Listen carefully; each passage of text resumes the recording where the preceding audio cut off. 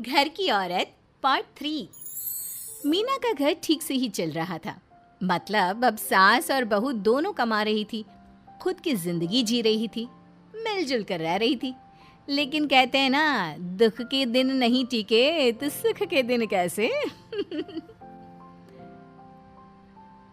अरे मंगलू, कहाँ है? कितने दिनों से गांव नहीं आया माँ की खोज खबर लेने। तभी मीना आ जाती है। अरे दादी साहब, कैसे आना हुआ? बताया नहीं हम स्टेशन आ जाते। ये बोलते हुए मीना अपनी दादी सास के पैर छूने के लिए झुकती है कि दादी सास जोर की लात मारती है। बड़ी आई, कैसे आना हुआ? मेरे पति का मकान है ये। और तेरे बाप ने क्या दिया जो तू पूछ रही है, हैं? और ये क्या पहना है? न साड़ी न सर पर पल्लू, बात बात पर जबान खुलती है। दादी सास बोलना रोक ही नहीं रही थी। मीना को गुस्सा आने ही वाला होता है कि उसकी सास आ जाती है। क्या बात है मीना, कौन चिल्ला रहा है? मैं हूँ मंगलू की दुल्हन। बहुत चपर चपर कर रही है ये मीना बहू। इसकी जुबान पर लगाम लगवा ले। मम्मी जी, मेरी बहू है, घोड़ा थोड़ी ना है जो लगाम लगवा दूं। तभी वहां मंगलू यानी कि मीना का ससुर आ जाता है और मीना की सास को एक जोर का तमाचा लगा देता है। वाह, जुम्मा जुम्मा 2 दिन हुए नहीं कमाना शुरू किए, मेरी माँ के सामने होशियार बन रही है। मैंने बुलाया है माँ को, ये रहेंगी तो कम से कम इस घर की औरतें औकात में रहेगी। अरे जब से कमा रही है सर पर चढ़कर नाच रही है। चिंता ना कर मंगलू, मैं आ गई हूँ ना। दोनों को लाइन में लगा कर रखूंगी। दोनों बहू ने मेरे मंगलू की जिंदगी खराब कर रखी है। तभी वहां पोता यानी कि मीना का पति आ जाता है। पोता जो कि दादी का दीवाना था।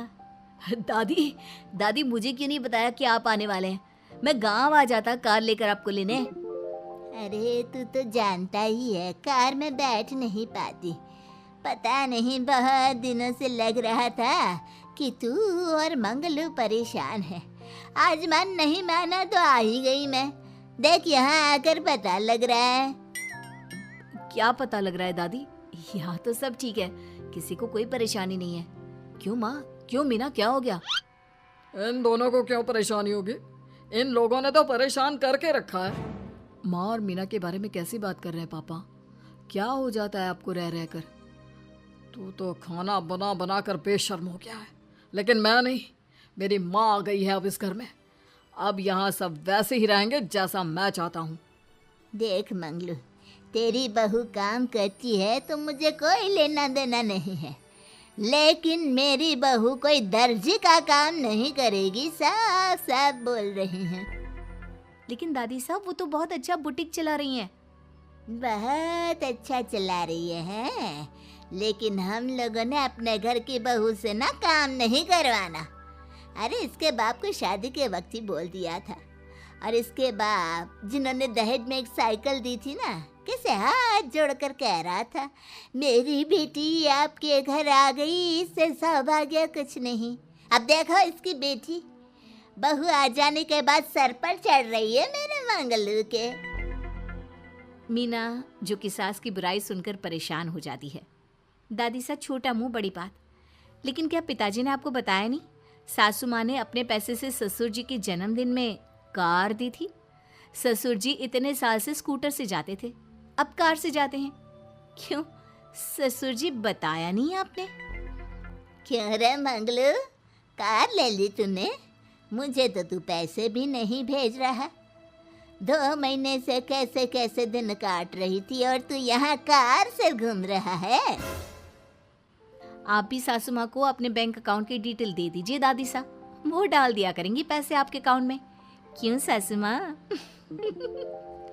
मंगलू यानी कि मीना का ससुर, जिसने अपनी माँ को गांव से सिर्फ अपनी बीवी को लगाम लगाने के लिए बुलाया था, ये सब देखकर जोर से चिल्लाता है।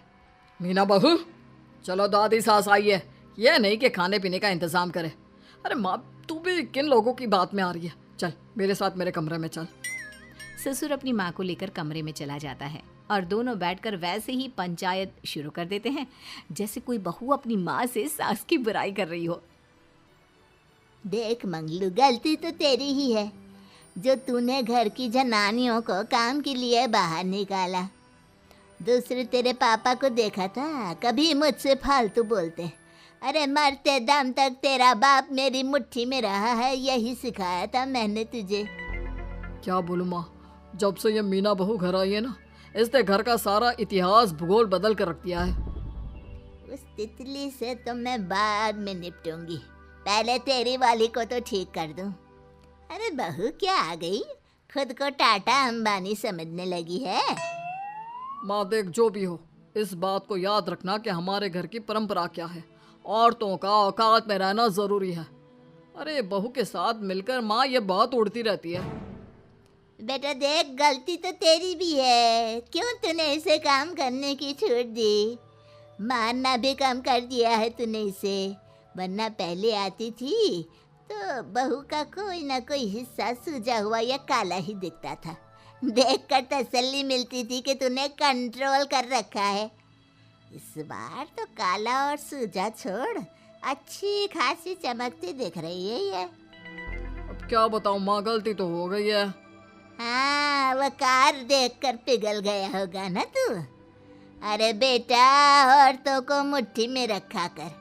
शान की साइकिल ज्यादा अच्छी कुत्ता बनकर कार चलाने से, समझा। मीना का ससुर अपनी माँ की बात को सुन रहा था। बस माँ, जो गलती हो गई मिट्टी डाल उस पर। अब बस तू ना घर पहले जैसा करके जाना। ये सब ना बहू का किया धरा है, समझी। मतलब बहू को ठीक करना है तो बहू को लगाम लगाना होगा। ठीक है। दोनों माँ बेटा बातें करके सो जाते हैं। सोने के बाद अगली सुबह मंगलू की बीवी यानी कि मीना की सास, माँ जी उठिए, ये लीजिए गर्म पानी और ये दादुन। चलिए तो याद रहा तुझे, वरना मैंने तो सोचा था कि बहू के चक्कर में पागल ही हो गई होगी बिल्कुल। अरे बहू के चक्कर में पागल होने का क्या मतलब होता है माँ जी। उसने मुझे मेरे पैरों पर खड़ा होना सिखाया है। मैं तो कहती हूँ उसके जैसी मेरी बेटी होती ना तो शायद मैं बहुत पहले जीवन का मतलब समझ चुकी होती। तो दादी सास को समझ में आ जाता है कि सारा मामला मीना पर जाकर ही ठीक होगा। वो सोच लेती है कि अपनी बहू को छोड़कर पहले मीना को सही करना है। फिर अगले रोज, अरे मेरे पोते के पास तो मेरे पास बैठने का वक्त भी नहीं है, हैं? अरे कैसी बात करती है दादी, तेरे लिए तो मैं नौकरी भी छोड़ दूं। नौकरी नहीं, तू ना बीवी छोड़ दे, खुश हो जाऊंगी मैं। नीरज हैरान हो जाता है कि उसने तो मजाक किया था। दादी ये क्या बोल रही है? कैसी बात कर रही हो दादी, मीना ने तो सारा घर संभाला हुआ है। पहले तो घर गिरा जा रहा था ना। तेरी मीना के आने के पहले ना घर में चूल्हा जल रहा था, ना कोई रोटी खा रहा था। क्यों? नीरज को दादी बीवी के खिलाफ खूब कान भरती है। तू सही कह रही है दादी, औरत पैर की जूती और हाथ की मुट्ठी में ही ठीक लगती है। मीना ने ना सिर्फ घर का माहौल बिगाड़ा, माँ को भी पिताजी की इज्जत करनी छुड़वा दी। अब ठीक बोल रहे हो, घर को बिगाड़ने की मेन जिम्मेदार तो मीना ही है दादी। अभी उसे ठीक किए देता हूँ। तभी वहाँ पिता भी आ जाता है। देख बेटा, तो रोटी कम खाना मंजूर, लेकिन इन औरतों के आगे झुकना मंजूर नहीं। तेरी दादी ने घर की परंपरा बनाकर रखी। मजाल कि मेरा बाप मेरी माँ के सामने कुछ कह लेता। पर पापा एक बात पूछनी थी। रहने बेटा, तू ना कंफ्यूज है जीवन में, तू ना कंट्रोल कर पाएगा अपनी जनानी को। मंगलू, मेरी तो टिकट ही करा दे गाँव की। तुम लोगों के घर तो मर्दों की कोई इज्जत ही ना है, और ये मेरे घर की परंपरा ना है। मैं चली। अरे ना ना दादी, मैं तो बस देख अब मैं कैसे कंट्रोल करता हूँ इसे कल। फिर अगले रोज मीना ऑफिस के लिए तैयार हो रही थी कि देख मीना, आज मेरे दफ्तर से कुछ लोग खाने के लिए आ रहे हैं, तो शाम के खाने में।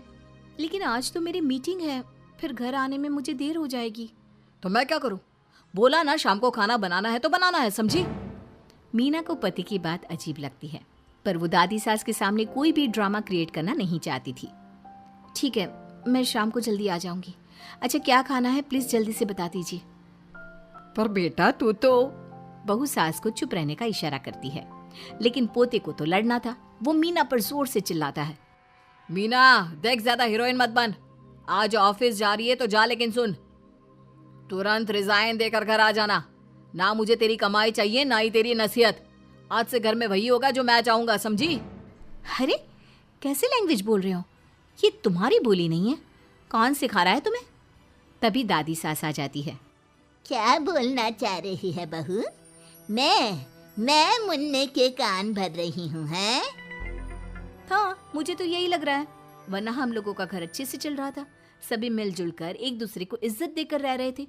लेकिन अब तभी मीना को उसका पति जोर से डांटता है। सास बेटी बहू की लड़ाई को बर्दाश्त नहीं कर पाती।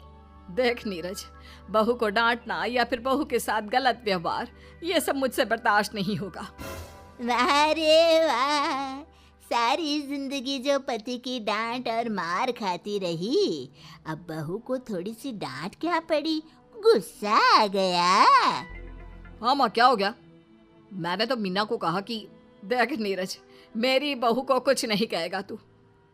ये माँ ही होती है जो अपने बेटे को औरतों की इज्जत करना सिखाती है, लेकिन कोई औरत अपने बेटे से बहू को मारना या डांटना सिखाए तो ये शर्म की बात है।